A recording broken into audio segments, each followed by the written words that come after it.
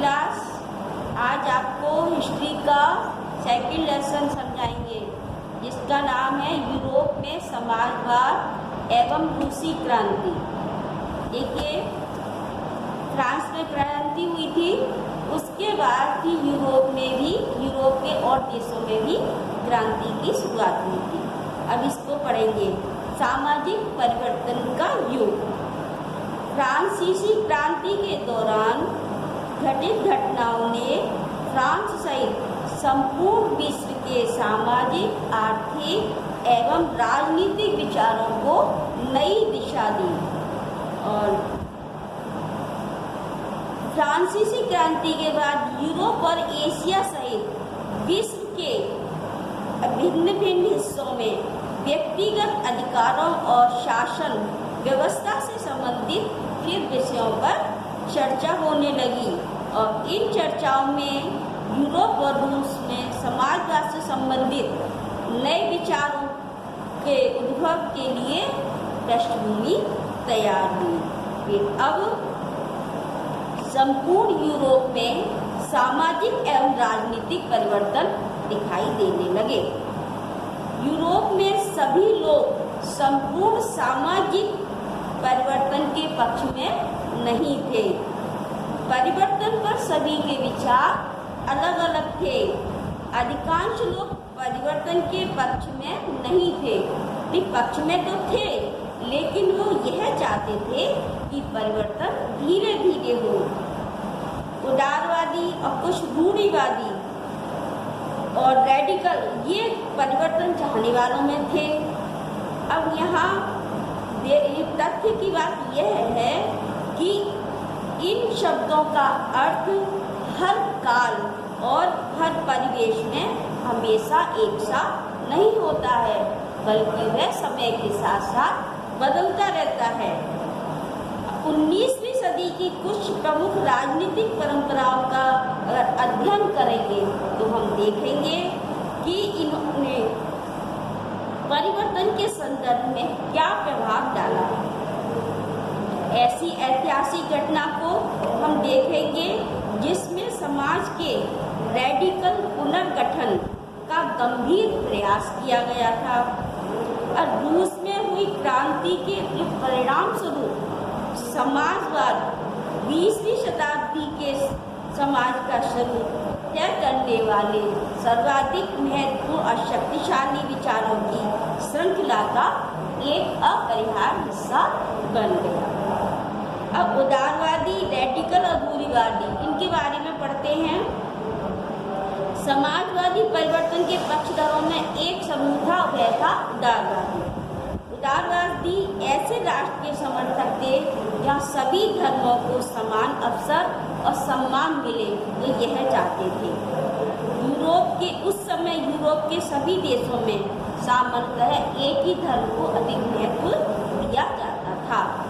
जैसे ब्रिटेन की सरकार चर्च ऑफ इंग्लैंड का समर्थन करती थी, तो वहीं ऑस्ट्रिया और स्पेन की सरकार कैथोलिक चर्च के समर्थक थी। उदारवादी के विचार जो थे वो उससे विपरीत थे। उदारवादी शासकों की निरंकुश सत्ता के विरुद्ध थे।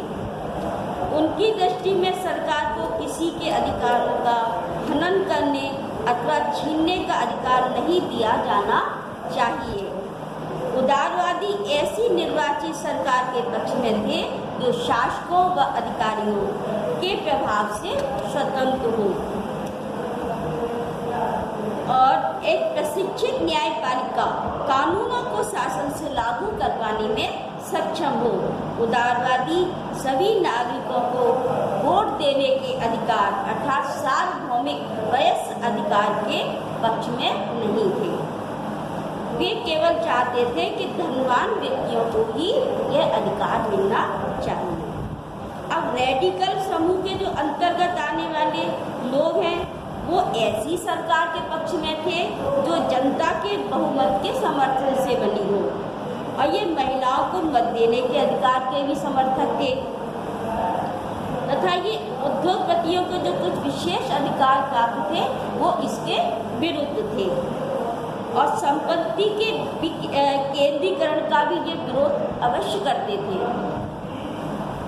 अब रूढ़िवादी समूह के जो लोग थे वो रेडिकल व उदारवादी दोनों के ही विरुद्ध थे। अब फ्रांसीसी क्रांति के पश्चात रूढ़िवादी भी परिवर्तन की आवश्यकताओं को स्वीकार करने लगे थे। 18वीं शताब्दी में रूढ़िवादी सामुदाय परिवर्तन के विचारों का विरोध करते थे, किंतु 19वीं शताब्दी के आते आते मानने लगे कि कुछ परिवर्तन होना आवश्यक है। लेकिन यह भी चाहते थे कि जो अतीत है उसको पूरी तरह से ठुकराया नहीं जाए, अतीत का सम्मान होना चाहिए। अतः ये परिवर्तन मंद गति के पक्ष में थे।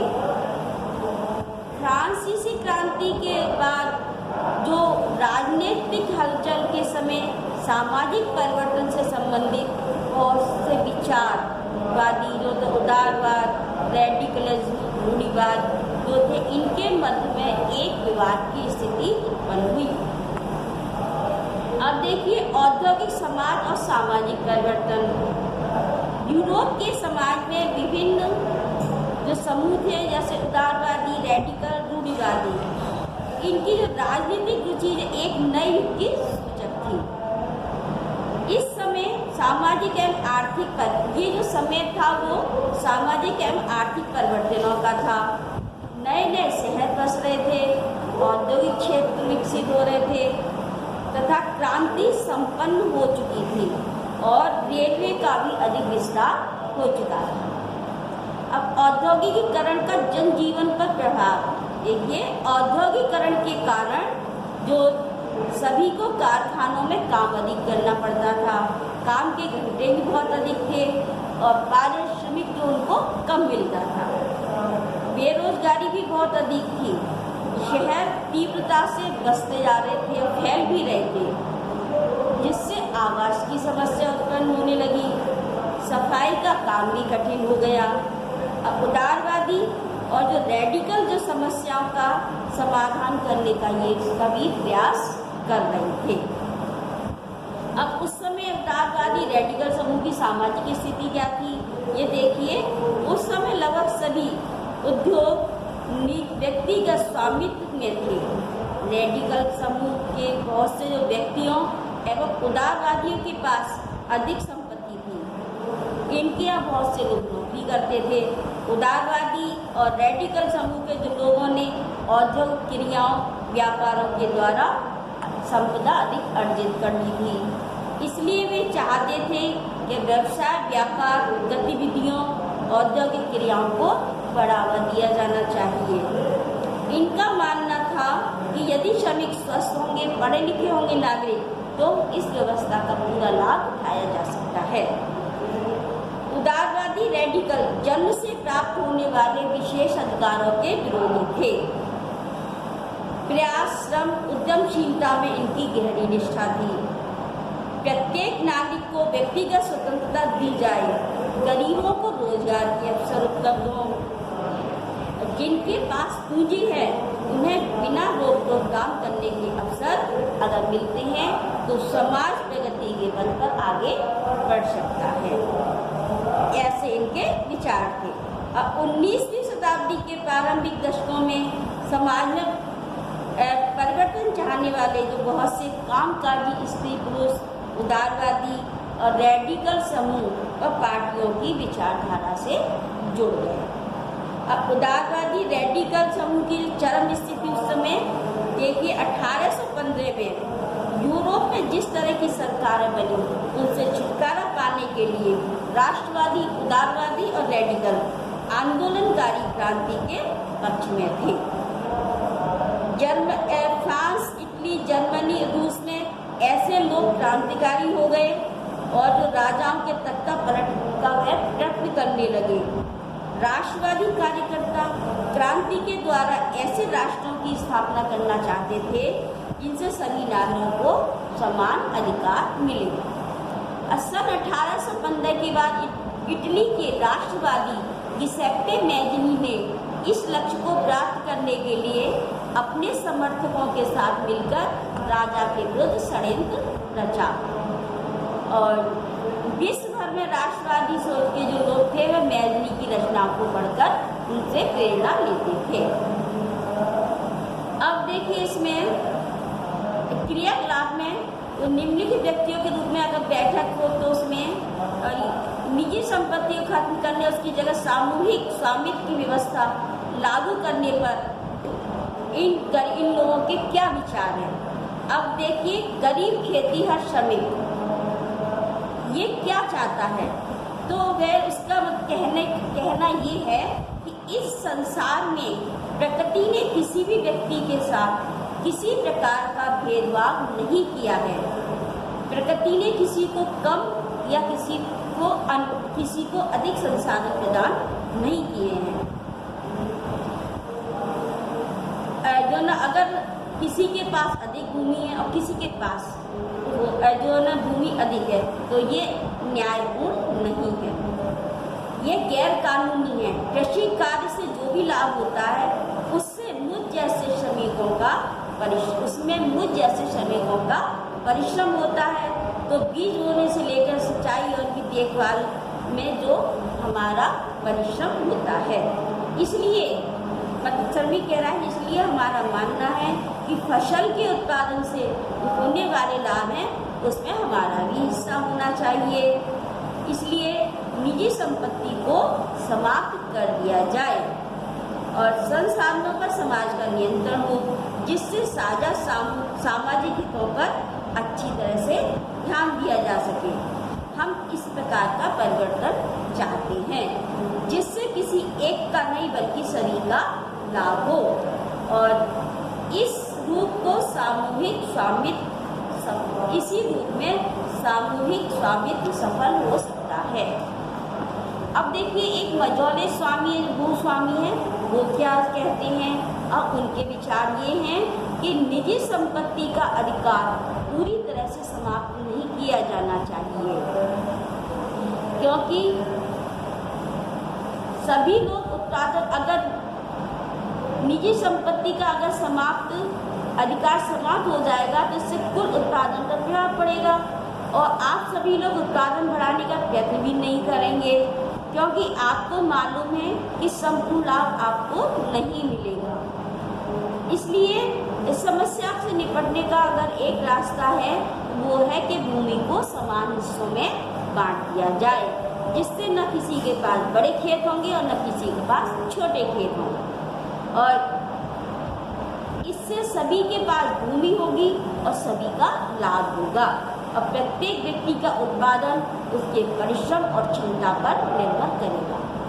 अब एक गृह स्वामी है, वो क्या कहता है, उसके विचार हैं कि सभी व्यक्तियों को स्वतंत्रता पूर्वक जीवन जीने का अधिकार है। जीवन के लिए आवश्यक रोटी, कपड़ा और मकान अवश्य ही मिलना चाहिए, लेकिन ये किसी के अन्य का हक मानकर नहीं होना चाहिए। जिन श्रमिकों के पास अपनी कृषि योग्य भूमि नहीं है उन्हें अपनी जीविका कमाने के लिए सरकार को दूसरे तरीके सुझाने चाहिए। हम लोगों ने तो ये संपत्ति बहुत परिश्रम से अर्जित की है, ये हमें हमारी संपत्ति से बेदखल नहीं किया जाना चाहिए, क्योंकि हमारे पूर्वजों ने अपने परिश्रम से जमीन प्राप्त की है, इसलिए उन पर हमारा ही अधिकार होना चाहिए। तो ये तीनों जो वर्ग के किसान थे उन्होंने अपने विचार प्रस्तुत किए हैं। अब देखिए यूरोप में समाजवाद का आना। समाज के पुनर्निर्माण में जिन विचारधाराओं ने योगदान दिया उस समय जो विचारधारा समाज दूरगामी दृष्टि प्रदान करने वाली विचारधारा जो थी वो समाजवादी थी। 19वीं शताब्दी के मध्य तक समाजवाद यूरोप में एक जाना पहचाना विचार बन गया था। यह बहुत से लोगों का ध्यान अपनी ओर आकर्षित कर रहा था। समाजवादियों का दृष्टिकोण देखिए, समाजवादी निजी संपत्ति के विरोधी थे और वे संपत्ति पर निजी स्वामित्व को ठीक नहीं मानते थे। उनका मानना था कि संपत्ति के निजी स्वामित्व की व्यवस्था की जो समस्त जड़, सभी समस्याओं की जड़ है। समाजवादियों का तर्क था कि बहुत से ऐसे लोग हैं जिनके पास संपत्ति है और संपत्ति है, वे दूसरों को रोजगार तो देते हैं, पर ऐसे किंतु मूल समस्या यह है कि वे धनवान व्यक्ति को केवल अपने लाभ से ही सरोकार रहता है। वे उनके बारे में नहीं सोचते जिनकी संपत्ति को उत्पादनशील बनाते हैं, अर्थात जो उनकी संपत्ति को उत्पादनशील बनाते हैं वे उनके बारे में नहीं सोचते। इस समस्या का समाधान समाजवादियों ने यह बताया कि संपत्ति पर किसी एक व्यक्ति का नियंत्रण न होकर पूरे समाज का नियंत्रण होना चाहिए। समाज का नियंत्रण होने से साझा अथवा सामूहिक सामाजिक हितों पर अच्छी तरह से ध्यान दिया जा सकता है और ऐसे परिवर्तन के लिए समाजवादियों ने सामाजिक अभियान चलाया। उद्योगपति रॉबर्ट ओवेन लुई ब्लॉक की भूमिका। इंग्लैंड के प्रसिद्ध उद्योगपति रॉबर्ट ओवेन, इन्होंने अमेरिका के इंडियाना नामक स्थान पर नया समन्वय के नाम से एक नए प्रकार के समुदाय की रचना का प्रयत्न किया। कुछ समाजवादी ये मानते थे कि केवल व्यक्तिगत प्रयास से बहुत बड़े सामूहिक खेत नहीं बनाए जा सकते। सरकार सामूहिक खेती को बढ़ावा दे। फ्रांस के लुई ग्राम चाहते थे कि सरकार को पूंजीवादी उद्यमों के स्थान पर सामूहिक उद्यमों को बढ़ावा देना चाहिए। कोऑपरेटिव ऐसे लोगों के समूह थे जो मिलकर वस्तुएं बनाते थे और लाभ को प्रत्येक सदस्य द्वारा किए गए काम के अनुपात में आपस में बांट दिया जाता था। कार्ल मार्क्स और फ्रेडरिक एंगल्स के तर्क देखिए। कार्ल मार्क्स और फ्रेडरिक एंगल्स समाजवाद से संबंधित उन्होंने कई तर्क प्रस्तुत किए। कार्ल मार्क्स का मानना था औद्योगिक समाज पूंजीवादी समाज है। फैक्ट्रियों में लगी पूंजी पर पूंजीपतियों का स्वामित्व होता है और श्रमिकों के परिश्रम से ही उनको ये लाभ होता है। तो मार्क्स ने निष्कर्ष निकाला कि जब तक पूंजीपति केवल अपने लाभ के लिए पूंजी का संचय करते हैं तब तक श्रमिकों की स्थिति में सुधार नहीं हो सकता। कार्ल मार्क्स के अनुसार अपनी स्थिति में सुधार लाने के लिए श्रमिकों को पूंजीवाद एवं निजी संपत्ति पर आधारित व्यवस्था तथा शासन को नष्ट करना होगा। मार्क्स का विचार था कि स्वयं को पूंजीवादी शोषण से मुक्त कराने के लिए श्रमिकों को एक पूर्णतः अलग प्रकार का समाज बनाना होगा जिसमें पूरी संपत्ति पर पूर्ण समाज का नियंत्रण एवं स्वामित्व होगा। इसी समाज को मार्क्स ने साम्यवादी कहा था, कम्युनिस्ट। मार्क्स को पूरा विश्वास था कि पूंजीपतियों के साथ होने वाले संघर्ष के अंत में जीत श्रमिकों की ही होगी और भविष्य का जो समाज है वह साम्यवादी ही होगा। अब देखिए निजी संपत्ति के बारे में पूंजीवादी समाजवादी विचारधारा के बीच में अंतर है। वो अंतर देखिए। पूंजीवादी विचारधारा के लोग यह मानते थे कि संपत्ति पर व्यक्तिगत अधिकार होना चाहिए और तो संपत्ति से जो भी लाभ प्राप्त होगा वह संपूर्ण लाभ संपत्ति के स्वामी का ही होगा। और समाजवादी की क्या विचारधारा थी? समाजवादी विचारधारा के लोग मानते थे कि संपत्ति के निजी स्वामित्व की व्यवस्था ही सारी समस्याओं की जड़ है। संपत्ति पर सभी का सामूहिक अधिकार होना चाहिए तथा लाभ श्रमिकों के परिश्रम का फल होता है, तो लाभ में से एक भाग श्रमिकों का भी होना चाहिए। तो ये इन लोगों के विचार थे।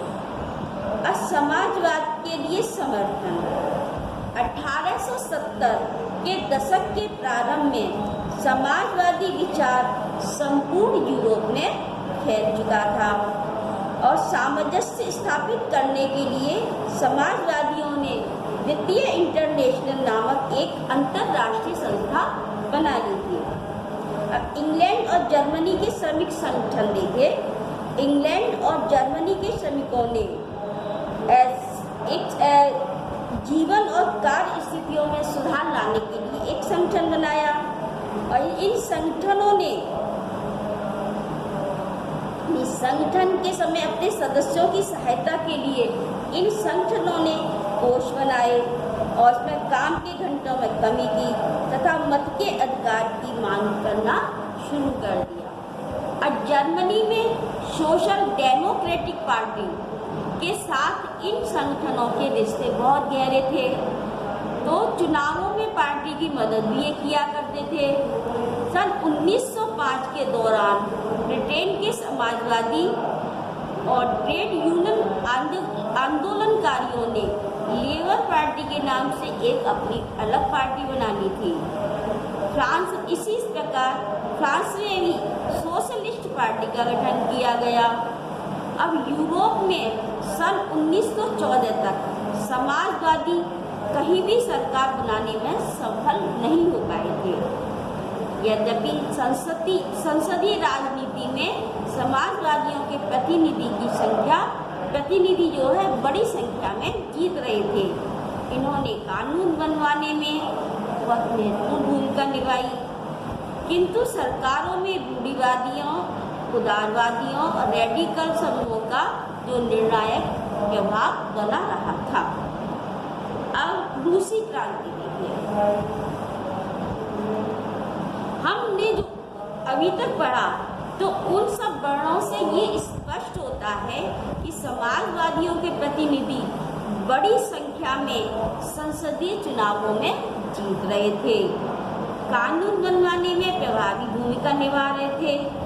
तो सरकार बनाने में जो प्रभावी भूमिका रूढ़िवादियों, उदारवादियों और रेडिकल समूहों की थी, तो समाजवादियों के लिए अनुकूल समय तब आया जब यूरोप के सबसे पिछड़े औद्योगिक देश यानी रूस में समाजवादियों ने सन 1917 की अक्टूबर क्रांति के द्वारा सत्ता पर अधिकार कर लिया।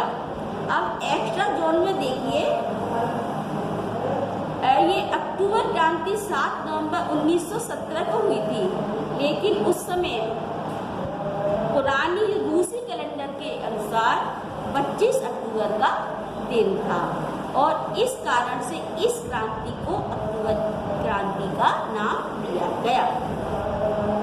अब रूसी साम्राज्य पढ़ेंगे। सन 1914 में रूस पर जार निकोलस द्वितीय का शासन था। Finland, Latvia, Lithuania, Estonia, Poland, Ukraine, Belarus, ये जो कुछ भाग थे ये सभी रूसी साम्राज्य के हिस्से थे। रूसी साम्राज्य प्रशांत महासागर तक फैला हुआ था। वर्तमान में जॉर्जिया, आर्मेनिया, अजरबैजान ये सभी रूसी साम्राज्य के अधीन थे। उस समय रूस में ग्रीक ऑर्थोडॉक्स चर्च की शाखा रूसी ऑर्थोडॉक्स क्रिश्चियनिटी को मानने वाले लोग अधिक संख्या में थे। साम्राज्य के अंतर्गत आने वालों में कैथोलिक, प्रोटेस्टेंट, मुस्लिम व बौद्ध भी थे। ठीक है जी, आज आपका यहीं पर पूरा कर रहे हैं और आगे का कल पढ़ाएंगे।